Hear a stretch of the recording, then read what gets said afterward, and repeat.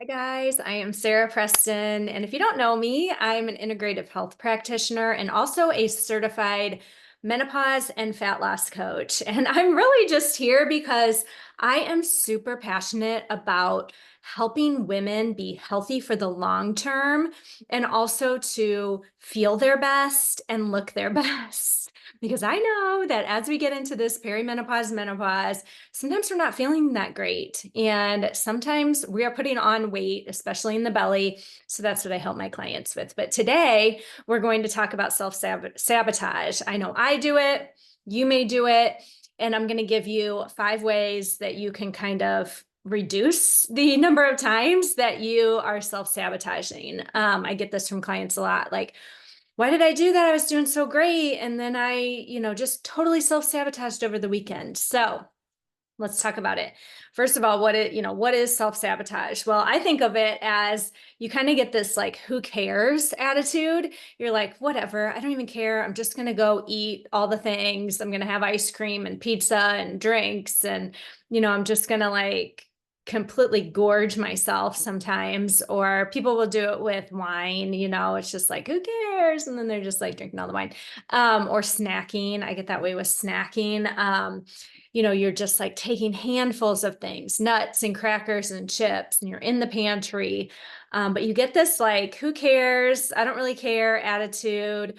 Or maybe, you do it, you have a couple cookies or something, and then you're like, oh, well, I already ruined, my day. So now I'm just going to go and have some ice cream and I'm going to go, do this, that, and the other thing.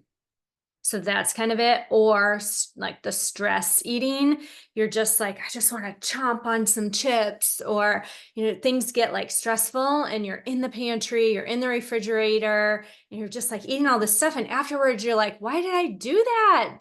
Like, I did not need to do that. I could have easily made myself a plate of food, or, had some type of protein or something. Like I'll do like a protein shake that's like chocolate, that makes me feel like I'm having a treat.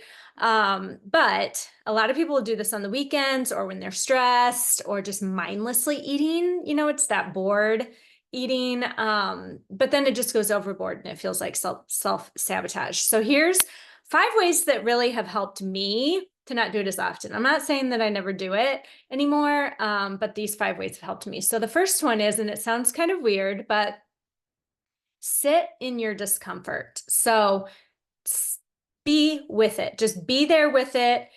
Go in another room, distract yourself, go somewhere else, go for a walk, and just be with the discomfort. Acknowledge that it is uncomfortable, that you want to go binge on food or eat or stress eat or, do whatever it is you want to do, and just acknowledge it and be like, why do I want to do that?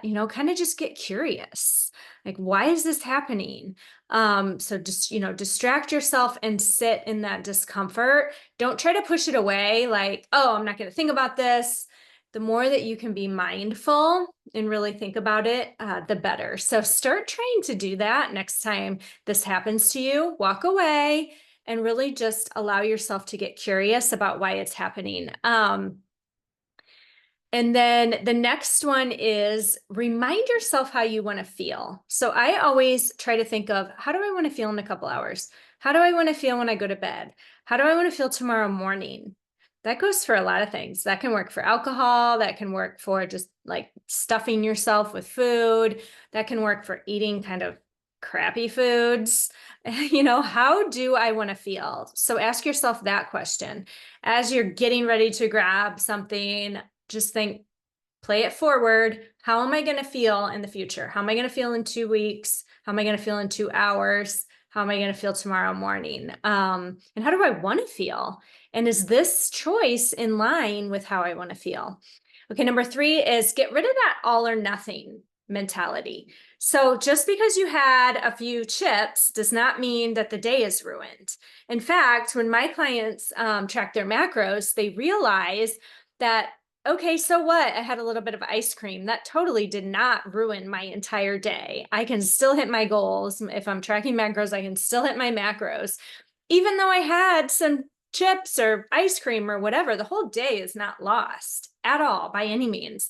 So don't keep making it worse by continuing and just throwing the whole day out the door. You can still make good choices the rest of the day.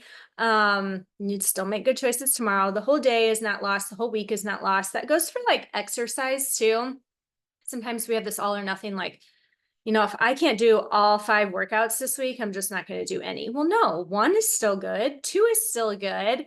Or I can't do the full 30 minutes. I'm not going to do any. No, 20 minutes is still good. It's not all or nothing. So get rid of that all or nothing mindset, and find a place in the middle sometimes.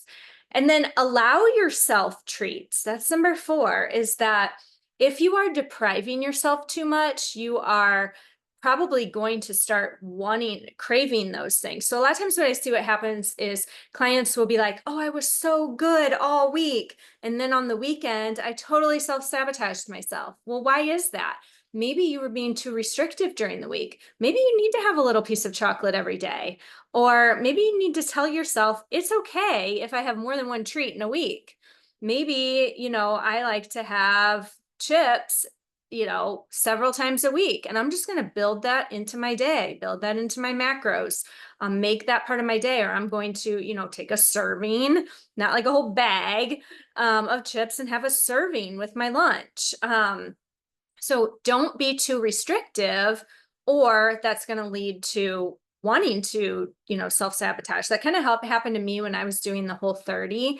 There were like so many foods that I couldn't eat. I couldn't wait for it to be over so that I could eat all the foods because I was being too restrictive. If you're feeling restricted, then you need to loosen up a little bit on what you're allowing yourself. Give yourself permission to have some of those things maybe a little bit more often. And I always like to look for healthier versions of treats, like muffins. I'll make like healthier ones, or crackers. I like the almond flour crackers from Simple Mills.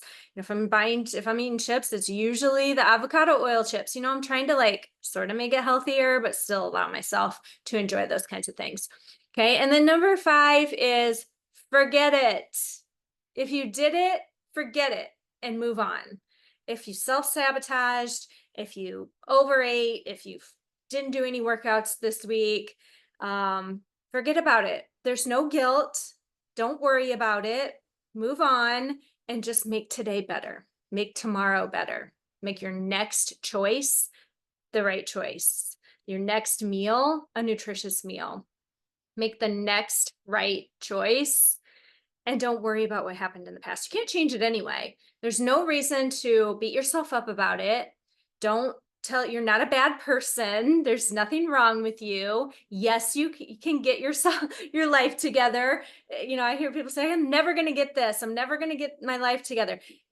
This is something that we all do this. You're not alone. You're not the only one out there who's like self-sabotaging on occasion. Now, if it becomes a pattern, start putting these things in place that I'm telling you. Okay. But every once in a while, it's going to happen to all of us. So don't worry about it. Don't give yourself grief over it. Just learn from it and figure out how you can make better choices next time.